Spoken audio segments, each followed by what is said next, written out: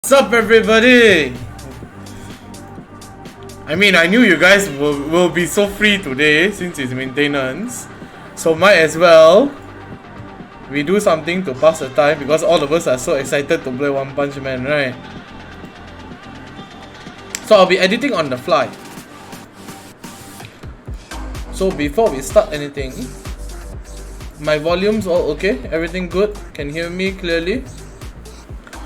Oh. If everything is good, we'll proceed lah.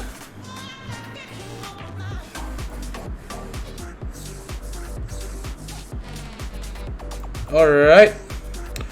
So, before we begin, this is for the quote-unquote newbies and the people who are not well-versed with the game yet. So shout out to all the new players if you guys are new around here. So this is the first section. So please know your categories. I'm excited for next one. Aren't we all? It's CK. So we have a total of 6 categories, at least for my interpretation of the game. So to make it easy for you guys, I've boiled it down to a few examples of units which are commonly looked at these roles. So for DPS, it's interpreted as damage per second. So in this game, since we don't have a damage per second per se, it's for units who deal a lot of damage. So examples of these units are Child Emperor, Silver Fang, as well as Metal Bat. These units are known as DPS units. For tanks, we have units that absorb and take a lot of damage. So this can be there's a sub branch of tanks called stallers. So we won't go too much into that, but Zombie Man is part of the staller category. So Zombie Man, Phoenix Man, Watchdog Man, they're all under the staller category. So for tried and true tanks, we have Carnage Kabuto, Drive Knight, as well as Hellfire. Watchdog Man is also a true tank, but for the sake of convenience, I won't put all their names lah.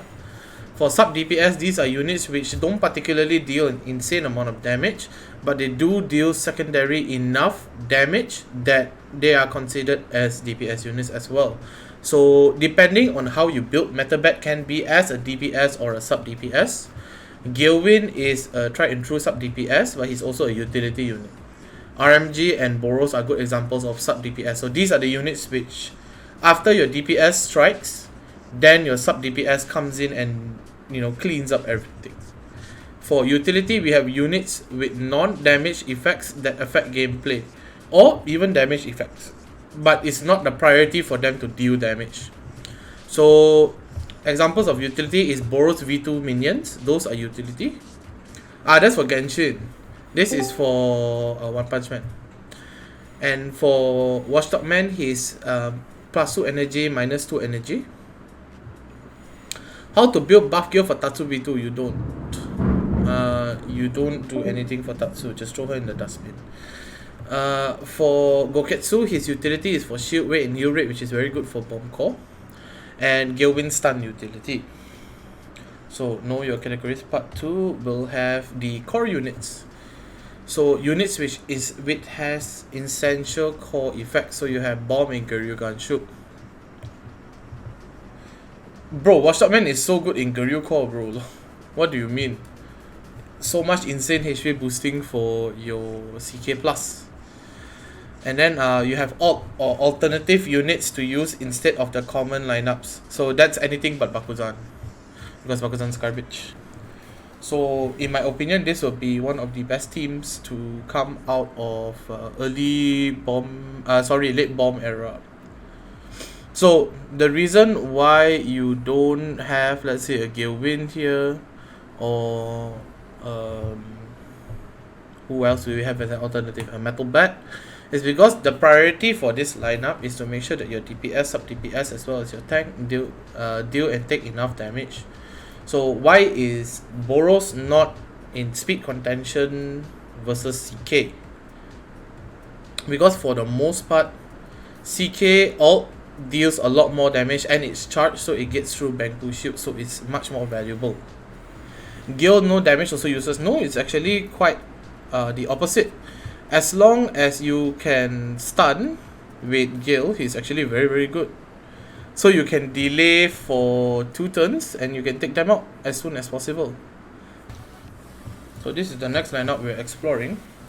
The contention here is that which do you prioritize more? Do you prioritize CK alt damage or do you prioritize Gale stun? If not, you can alternate them. Or you can run Gale as speed 3. Speed 4, but run him speed gears for his stun utility. So with this, Boros guarantee not to alt for the most part. And you are safe from any random one-shotting due to negligence of position.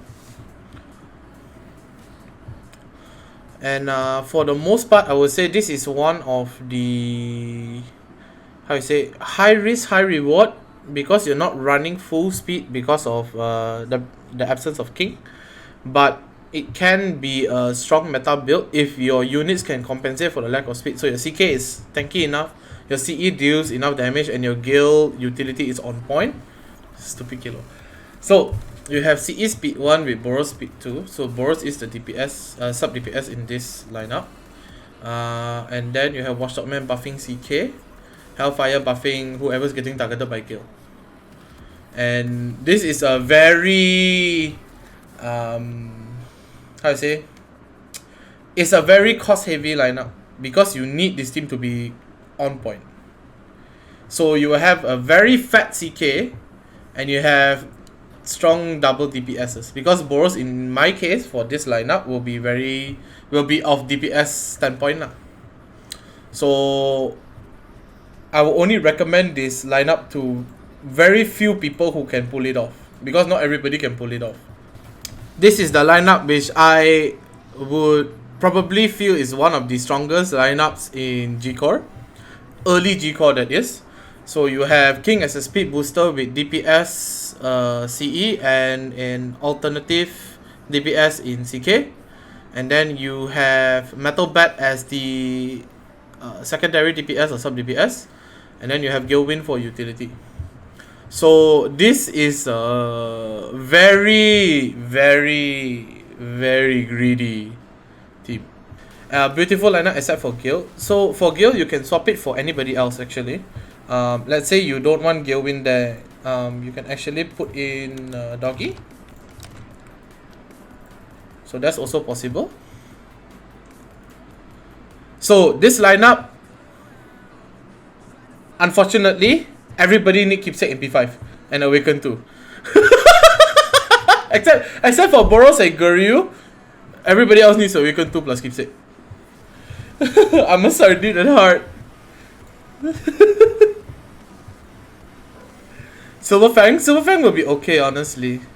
But the problem with Silverfang is that his passive is solo, and the internal injury or debuff resistance from CE actually quite good, to be frank.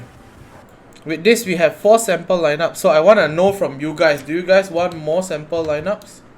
And if so, what are you looking for? Like, let's say, oh, I don't have this character, I don't have that character. So come on, give me some info to work on, guys. Lineup for people like you. So okay, for you who do not have CE+, you substitute CE+ with Fang. Please don't go and put your SSR Silverfang there. I don't know how to respond to that. So Fang, CK, Boros, Doggy, Esper, and then we need 1 feeler. So who is a suitable feeler? I'm running through the list of characters that I have right now, and what would I put in? Zombie Man, I would say okay lah, I guess. Zombie Man. Actually, I can. Zombie Man as a feeler also not bad. Metabat also can, yeah. Without a doubt, Metabat also can, if you want to put. Okay, bye guys. That's it. Since you all have no other questions, that's it lah.